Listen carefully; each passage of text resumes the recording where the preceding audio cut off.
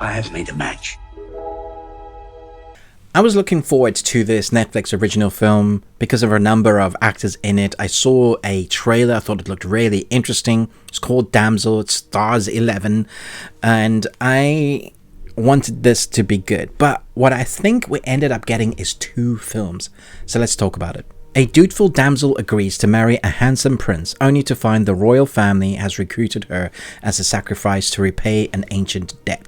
I think critics are going to decimate this film. When you see the reviews, I think it's going to be one of the lowest you've seen in a while. And then I think on the flip side, I think fans might like it, especially those of the fantasy genre. I'm one that loves bad fantasy. I normally give them higher marks because I love true escapism. So when it came to this film, I was really excited because that's my jam. Anything Lord of the Rings, powers, that kind of thing. I'm a geek and nerd, and I haven't quite grown up and probably never will when it comes to that genre. So when it came to flipping the story, if you've seen the trailer, you kind of know that the story is the basic damsel in distress, and rather than being rescued by the prince, she rescues herself. Now, there's a large chunk of this film where our character, Elodie, who is played by Millie Bobby Brown, is in caves, and she goes from being a somewhat capable, not just a prissy princess, she is... we are shown even in the beginning, like she can chop wood, she can do things not that you would expect that most princesses wouldn't do. So we already know she is somewhat capable, but they are growing this character to be a sort of princess character to become a sort of Tomb Raider character. You know, there's a growth that you would expect a character to learn some stuff, and there's a lot of screaming.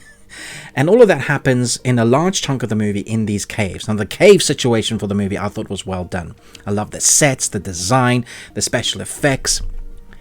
I thought that was great. But then we have another movie within this movie that's outside of the cave. The beginning of this movie and the end of this movie where stuff happens around it. And we have other actors like Ray Winston, Angela Bassett. You know, these are powerhouse actors that I would expect some top quality dialogue from. Unfortunately, the script is bad. Like, I can't say anything else than, yeah, the script is not good. It even has dialogue that just, like, words that just wouldn't be said in this sort of setting. It was so out of place. There's one particular dialogue from a young actress, not her fault, she had a job to do and she did it, and I just cringed so much because I was just like, that's gonna stay with me and take me out of it a lot. And then when we get back into the cave and we're met with the fantastical creature that she has to fight, that is when the film shines.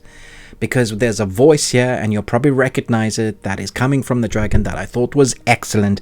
But the dragon design is probably going to be in my top 5 dragon designs of all time.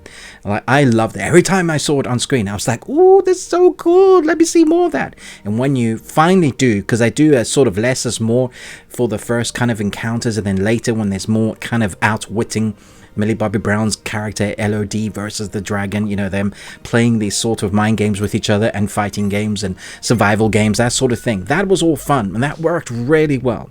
And then we got to the end, and it just felt wrong. I just wanted them to stay more in the cave. So for me, I enjoyed it for scenes in the movie. Like, there were scenes that really worked, and then there were other scenes that just didn't. So it's like right down the middle. I know some other people are probably going to give this 1. I'm going to give it 2.5 Nicolas Cages out of 5.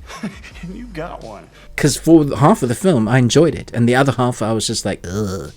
I think critics will come down hard on it, and I think fans might enjoy it for what it is. Let me know your thoughts and feelings. Do you think Millie Bobby Brown is a good actress outside of the Stranger Things show? Like, did you like her in the other things you've seen her in?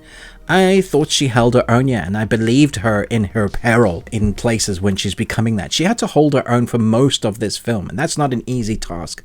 There's a lot of screaming. I could have done with less of that, but it was also believable with all the pain and stuff that she's going through. So I thought she was good in this. So let me know your thoughts and feelings. Thanks so much for watching, but most of all, until next time, remember, live long and Tuesday.